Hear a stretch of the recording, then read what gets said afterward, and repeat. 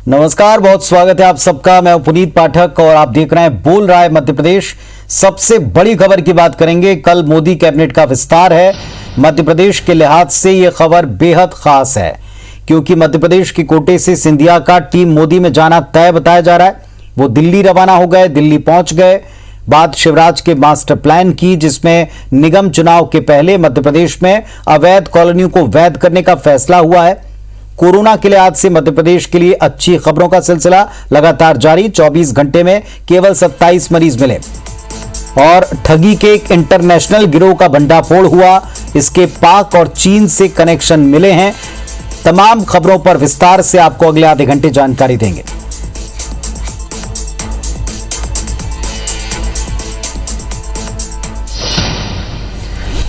तो आज की सबसे बड़ी और अहम खबर से शुरुआत करते हैं। सबसे पहले बात मोदी कैबिनेट विस्तार की, जो कल होगा और टीम मोदी में सिंधिया की जगह तय बताई जा रही।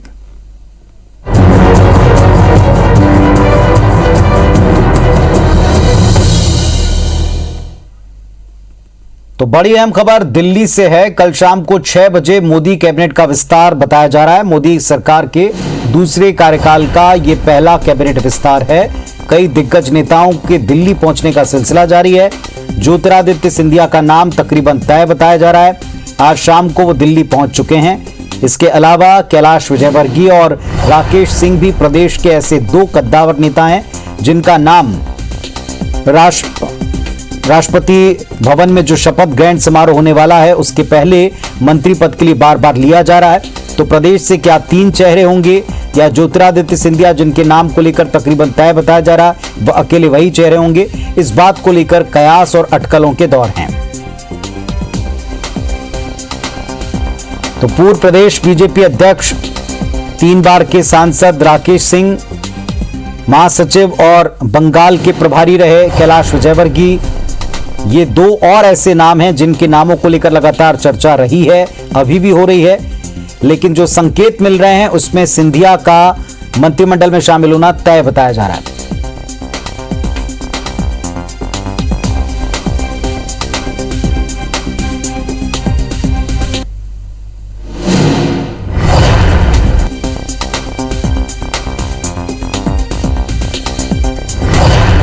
तो मोदी कैबिनेट में फिलहाल नरेंद्र सिंह तोमर हैं, प्रहलाद पटेल हैं, मध्य प्रदेश के कोटे से जो चेहरे हैं। इसके अलावा फग्गन सिंह कुलस्ते हैं, इस्पात राज्य मंत्री के तौर पर मोदी कैबिनेट का हिस्सा हैं। थावरचंद गहलोत भी मंत्री रहे लेकिन अब वो कर्नाटक के राज्यपाल बना दिए गए हैं। नरेंद्र सिंह तोमर कृषि और पंचायती राज मंत्री हैं। तो ऐसे जो चेहरे केंद्रीय कैबिनेट का हिस्सा थे, अब कौन से चेहरे होंगे इसको लेकर कयास हैं।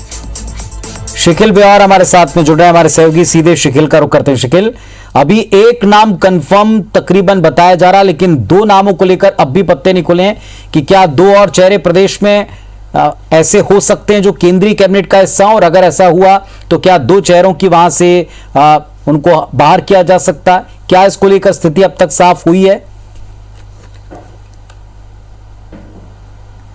देखिए पुनीत, जिस प्रकार से जो पूरा अभी राजनीतिक गलियारों में जो चर्चा यहाँ पर है और साफ तौर पर जिस प्रकार से बातें अभी निकलकर सामने आ रही हैं, तो निश्चित तौर पर 3 नामों की यहाँ पर बातचीत सामने आ रही है। सबसे पहला नाम यहाँ पर देखा जाए तो ज्योतिरादित्य सिंधिया का जो नाम है वो सबसे प्रमुखता से यहाँ पर लिया जा रहा है। और इतना ही नहीं, जिस प्रकार से आज उनका दौरा जो अधूरा उन्होंने यहाँ पर छोड़ा, मालवा और निमाड़ के दौरे पर वो थे और इस दौरे को वो अधूरा छोड़ के जो है दिल्ली यहाँ पर पहुंचे। कहीं ना कहीं साफ तौर पर कयास ये यहां पर लगाए जा रहे हैं कि सिंधिया को अहम जिम्मेदारी के साथ केंद्रीय मंत्रिमंडल में जगह यहां पर मिल सकती है। तो कई बातचीत यहां पर निकल के सामने आ रही हैं और जिस प्रकार से हमारी भी चर्चाएं यहां पर जो सिंधिया समर्थकों से यहां पर हुई हैं, उनकी जो खास यहां पर माने जाने वाले जो मंत्री जो उनके खेमे के यहां पर माने जाते हैं, उनसे भी यहां पर चर्चा हुई। बताया यही जा रहा है कि प्रदेश में सिंधिया जो है वो एक और अहम जिम्मेदारी में आएंगे, केंद्रीय मंत्री मंत्रिमंडल में यहाँ पर शामिल यहाँ पर होंगे। हो सकता है कि उन्हें जो रेल मंत्रालय है उनका प्रभार यहाँ पर दिया जा सकता है। इसके अलावा शहरी विकास मंत्रालय और इसके अलावा मानव संसाधन मंत्रालय, ये दो ऐसे अहम मंत्रालय हैं जिनकी जिम्मेदारी की खबरें हमारे सामने यहाँ पर आ रही हैं। तो यहाँ देखा जाए तो भोपाल की बात अगर करें और साफ तौर पर अगर ग्वालियर चंबल संभाग की बात करें और मालवा की राजनीतिक क्षेत्रों में बात करें तो एक उत्साह यहाँ पर नजर आ रहा है। कार्यकर्ताओं में भी साफ तौर पर उत्साह यहाँ पर दिखाई दे रहा है। जिस प्रकार से दौरा रद्द होने के बाद वो सीधे यहाँ पर गए और जो उज्जैन में उन्होंने पत्रकारों से जो वार्ता यहाँ पर की और जो बात यहाँ पर कही कि जो बात आप मेरे मुंह से निकलवाना चाहते हैं वो फिलहाल मैं नहीं कहूंगा, कई साफ संकेत यहाँ पर नजर आते हैं। वहीं दूसरी ओर देखा जाए तो मध्य प्रदेश की राजनीति की जो सत्ता का जो पलट था वो उसमें सिंधिया की खास अहम भूमिका यहाँ पर रही थी और इसी को देखते हुए ये बात यहाँ पर सामने आ रही है कि जो नाम है उस पर मोहर, सिंधिया के नाम पर मोहर यहाँ पर लग सकती है। हालांकि एक दो नाम और भी यहाँ पर हैं, बड़े चेहरे यहाँ पर हैं, जिसमें कैलाश विजयवर्गीय का नाम भी जो है जोर शोर से यहाँ पर चल रहा है। राजनीतिक सरगर्मियां इनके नामों को लेकर जारी है। वहीं दूसरी ओर देखा जाए तो जबलपुर से सांसद राकेश सिंह का भी नाम यहाँ पर शामिल है। हालांकि इन तीनों की जो रेस में देखा जाए तो सबसे ज्यादा जो आगे यहाँ पर दिखाई देते हैं वो सिंधिया फिलहाल यहाँ पर दिखाई दे रहे हैं। जी चले, तो कुल मिलाकर ये 3 नाम हैं, एक नाम तकरीबन तय बताया जा रहा है। शुक्रिया आपका इस पूरी जानकारी के लिए। तो मध्य प्रदेश के कोटे से कौन कौन केंद्रीय कैबिनेट का हिस्सा होगा, इस बात को लेकर लगातार चर्चाएं हैं, अटकलें हैं, तैयारियां।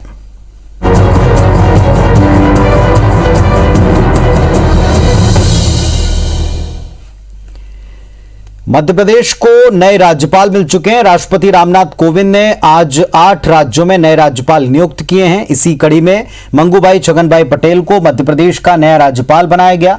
मंत्रालय में शिवराज सिंह कैबिनेट की बैठक के दौरान यह खबर मुख्यमंत्री शिवराज सिंह चौहान के पास पहुंची, जिसके बाद उन्होंने मंत्रियों को नए राज्यपाल की नियुक्ति की जानकारी दी। साथ ही केंद्रीय मंत्री थावरचंद गहलोत को कर्नाटक का राज्यपाल बनाए जाने की जानकारी दी। सीएम शिवराज सिंह ने मंगूभाई पटेल को बधाई दी। वहीं नेता प्रतिपक्ष कमलनाथ ने भी नए राज्यपाल को बधाई दी है। मध्य प्रदेश कांग्रेस ने ट्वीट कर नए राज्यपाल को शुभकामनाएं दी। कांग्रेस ने ट्वीट में लिखा, आशा है कि आप मध्य प्रदेश में लोकतंत्र और संविधान की रक्षा के लिए कड़े कदम उठाते हुए खरीद फरोख्त से बनी सरकार को राजधर्म के लिए प्रेरित करेंगे। इधर नए राज्यपाल ने राष्ट्रपति, प्रधानमंत्री और केंद्रीय गृह मंत्री का आभार जताया।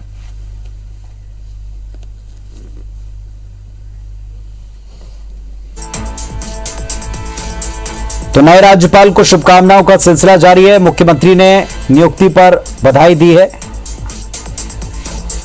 और विश्वास व्यक्त किया कि अपार राजनीतिक अनुभव का लाभ प्रदेश को मिलने वाला है। प्रदेश की जनता की ओर से आपका स्वागत, अभिनंदन करता हूं। मुख्यमंत्री के तौर पर शिवराज सिंह चौहान ने स्वागत किया है, ट्वीट किया है। पूर्व सीएम ने भी ट्वीट किया, बधाई दी। मंगूभाई छगनभाई पटेल को मध्य प्रदेश का राज्यपाल नियुक्त किए जाने पर बहुत बहुत बधाई। आशा है कि आप संवैधानिक मूल्यों और लोकतांत्रिक परंपराओं के साथ मध्य प्रदेश का मार्गदर्शन करेंगे। मध्य प्रदेश कांग्रेस ने ट्वीट किया, एक तरफ शुभकामनाएं दी और साथ ही साथ यह भी कहा कि जो प्रदेश में उम्मीद करते हैं लोकतंत्र और संविधान की रक्षा के लिए कड़े कदम उठाते हुए खरीद फरोख्त से बनी सरकार को राजधर्म के लिए प्रेरित करेंगे।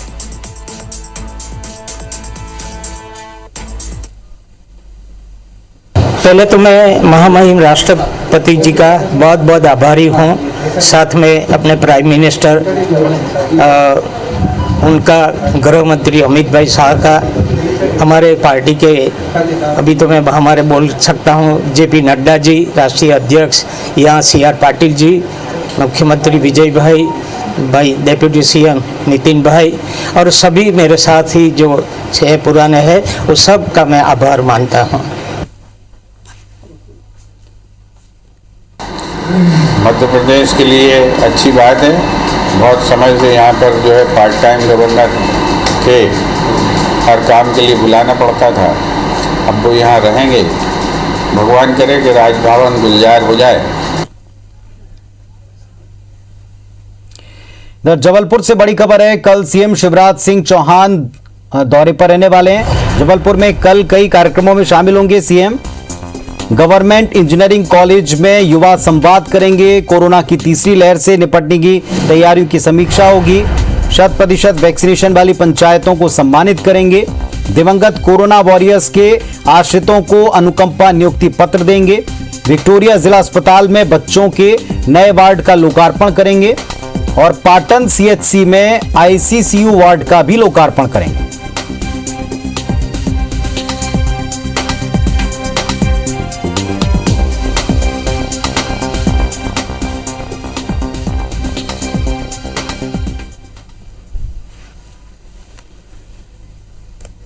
और वक्त एक ब्रेक का है, लौटते हैं जल्दी।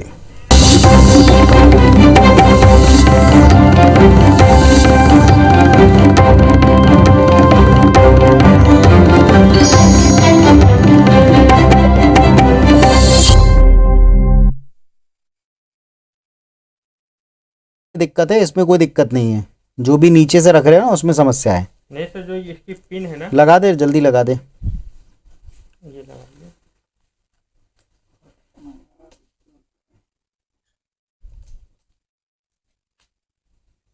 आई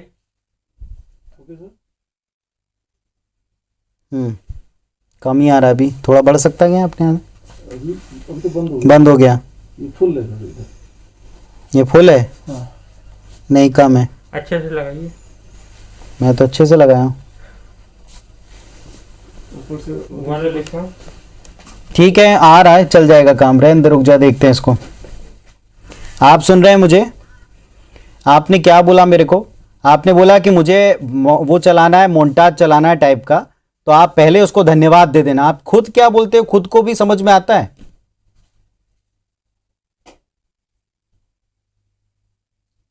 एडलिप करके थैंक यू नहीं, आपने बोला मेरे को उसमें बाद में मोन्टाज चलाना है, तो पहले थैंक यू देके फिर आप टैग लेना। वरना तो अपन यही तो करते हैं, ये पूरा बोल के धन्यवाद। इसमें बोलने की क्या जरूरत थी? आप खुद सोचो, जब हम पूरा इनको समाप्त कर देते हैं तभी तो थैंक यू बोलते हैं ना। तो फिर इसमें बोलने की, आपको कमांड देने की क्या जरूरत थी?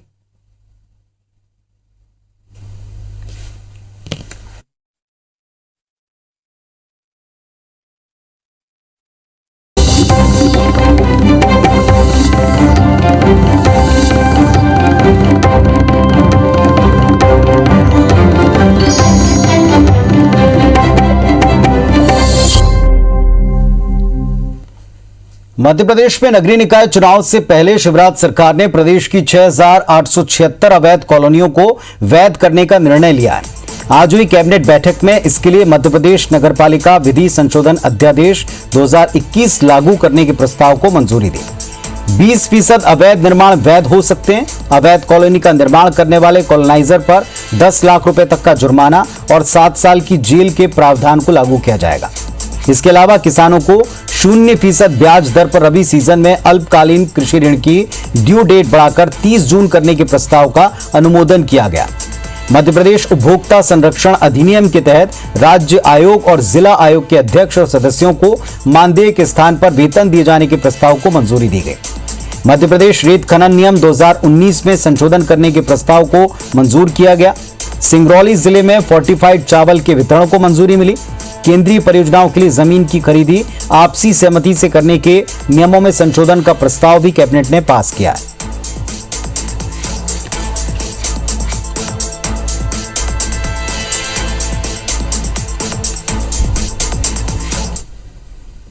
मध्य प्रदेश की खनन, परिवहन, भंडारण एवं व्यापार नियम 2019 के 21 में इस संशोधन का अनुमोदन किया गया है कि रेत नियम 2018 के तहत ग्राम पंचायत, नगरीय निकाय, जिला खनिज प्रतिष्ठान में जमा राशि राज्य की संचित निधि में जमा कराई जाए। जमा राशि का उपयोग विकास कार्यों में किया जा सकेगा। कैबिनेट से अध्यादेश पास हुआ है और इसमें प्रदेश में जो भी अनाधिकृत कॉलोनियां हैं उन सभी कॉलोनियों को नियमित किया जाएगा। मध्य प्रदेश कांग्रेस बाल कांग्रेस बनाने जा रही है। फ्रीडम फाइटर्स की तीसरी और चौथी पीढ़ी बाल कांग्रेस के सदस्य इसमें शामिल होंगे। प्रदेश कांग्रेस अध्यक्ष कमलनाथ ने सभी जिला कांग्रेस कमेटियों को इस बाबत निर्देश दिया, जल्द से जल्द बाल कांग्रेस का गठन करें। दरअसल कांग्रेस का यह मानना है कि देश को मजबूत करने के लिए स्वतंत्रता संग्राम सेनानियों और उनके परिवारों को आगे आना पड़ेगा। बाल कांग्रेस में 16 से 20 साल के युवाओं को रखने का फैसला हुआ। इन युवाओं को पार्टी बौद्धिक तौर पर मजबूत बनाएगी। ये माना जा रहा है कि बाल कांग्रेस के सदस्य संघ के स्वयंसेवकों के तौर पर पार्टी को मजबूत करेंगे, पार्टी की विचारधारा को युवाओं के बीच ले जाएंगे, साथ ही बौद्धिक तौर पर सक्षम युवाओं को पार्टी से जोड़ने का भी काम करेंगे।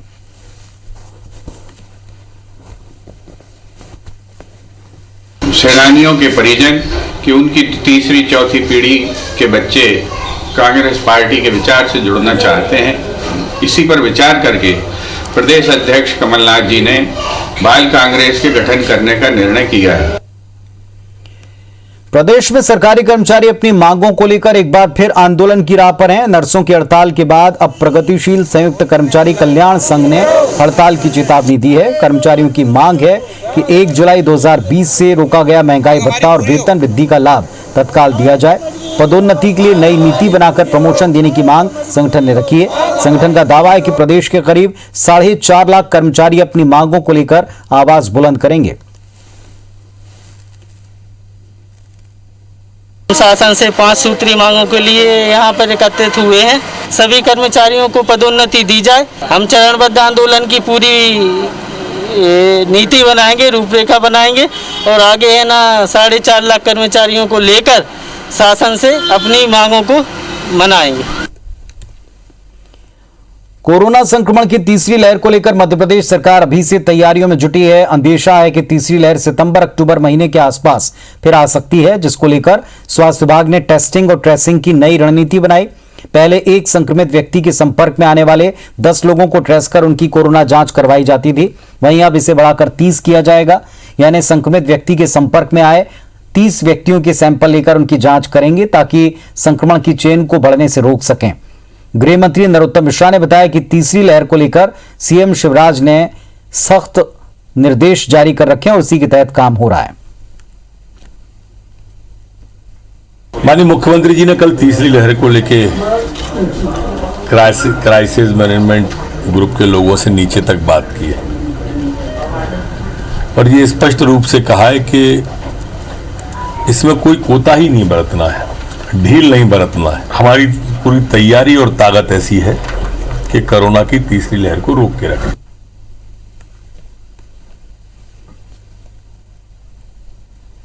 तो थर्ड वेव को लेकर लगातार सरकार चिंतित है। जहां अपने प्रयासों को टटोल रही है, वहीं ट्रेसिंग की पद्धति को इसमें बदला जाएगा। एक के पीछे 10 लोगों को जो कॉन्टैक्ट ट्रेसिंग की जाती थी, अब इसे बढ़ाकर 30 किया है।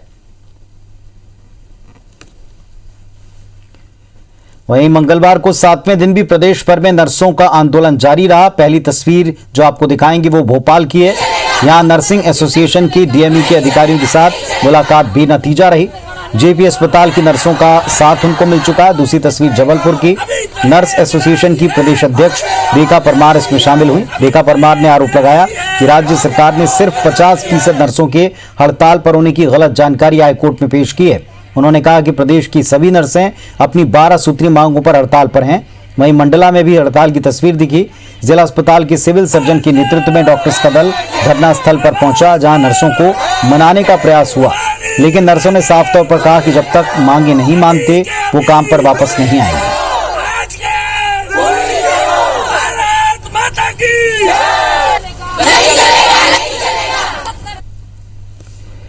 मास्टर प्लान किसी भी शहर का एक ऐसा विजन डॉक्यूमेंट होता है जो शहर का भविष्य तय करता है, भविष्य की जरूरत पूरी करता है।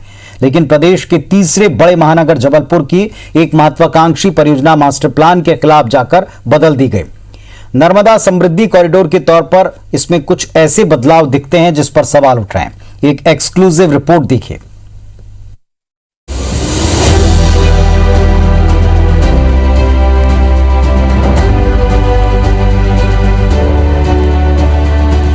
सरकारी योजनाएं जो शुरू तो बड़े जोर शोर से होती हैं, लेकिन समय के साथ साथ ये योजनाएं या तो कागजों पर सिमट कर रह जाती हैं या फिर अधर में लटक जाती हैं। कुछ ऐसा ही हाल है जबलपुर के महत्वाकांक्षी प्रोजेक्ट नर्मदा समृद्धि कॉरिडोर का।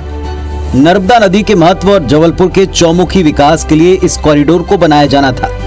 मास्टर प्लान में से शामिल भी कर लिया गया, लेकिन इसके स्वरूप में बदलाव कर दिया गया। अधिकारियों ने इस कॉरिडोर के नाम से जाने जाने वाले तिलवारा घाट भटौली बाईपास की चौड़ाई 60 मीटर से घटाकर आधी कर दी। इसे लेकर स्थानीय लोगों ने हैरानी जताई है। कॉरिडोर जिसकी चौड़ाई वास्तव में 60 मीटर थी पहले मास्टर प्लान से, अब उसको घटा के सरकार ने 30 मीटर कर दी। और अगर जबलपुर की भविष्य की बात करें तो हमें भविष्य में जो आगे की योजना उसमें बढ़ाना चाहिए, बढ़ाए नहीं तो उसको घटाए भी नहीं। नर्मदा समृद्धि जो योजना थी वो 60 मीटर चौड़ी थी, जिसको घटा के अब 30 मीटर कर दिया गया। जो कि बढ़ना था उसको घटा दिया गया, ये उचित नहीं है।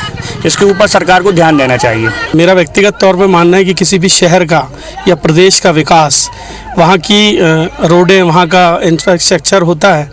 और हम देख रहे हैं कि ये 5वां मास्टर प्लान आ गया और इसमें उन्होंने 60 से कम कर 30 कर दिया। ये बिल्कुल न्याय संगत नहीं है। अब आपको बताते हैं कि आखिर नर्मदा समृद्धि कॉरिडोर है क्या और कैसे इसके साथ खिलवाड़ किया गया। तिलवारा घाट भटौली बाईपास बनाया जाना है। ललपुर, ग्वारीघाट, जिलहरी घाट, परसवाड़ा से ये कॉरिडोर होकर गुजरेगा। 450 करोड़ की लागत से बनाया जा रहा है ये कॉरिडोर। नर्मदा दर्शन के लिए 20 मीटर चौड़ा पाथवे बनना है। 300 मीटर के दायरे में हरित क्षेत्र भी बनाया जाना है। 2 नेशनल हाईवे को शहर के बाहर आपस में जोड़ना है। बाईपास की चौड़ाई आधी करने पर अब सवाल उठ रहे हैं। भविष्य की जरूरत कैसे पूरा कर पाएगा 30 मीटर चौड़ा कॉरिडोर? आखिर क्यों घटाई गई कॉरिडोर की चौड़ाई? क्या जमीनों के मालिकों को फायदा पहुंचाया जा रहा है?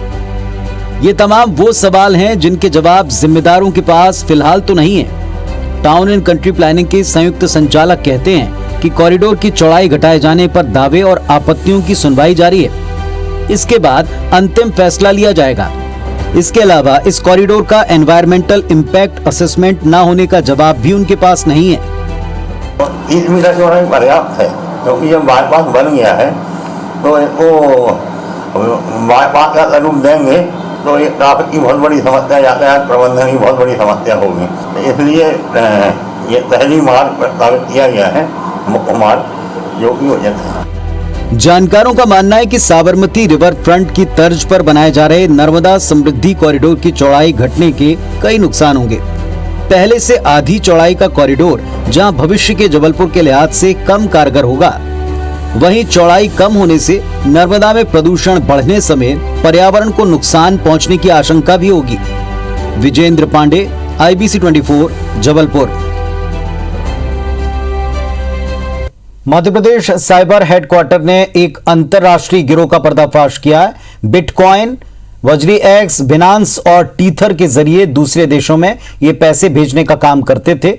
अंतरराष्ट्रीय रैकेट ने देश भर में नेटवर्क फैला रखा है। साइबर हेडक्वार्टर ने इस गिरोह का भंडाफोड़ कर 4 आरोपियों को दिल्ली, गुड़गांव, राजकोट से गिरफ्तार किया। राजकोट के विजय हरियाणी और मुंबई के विजय छुटलानी की तलाश है।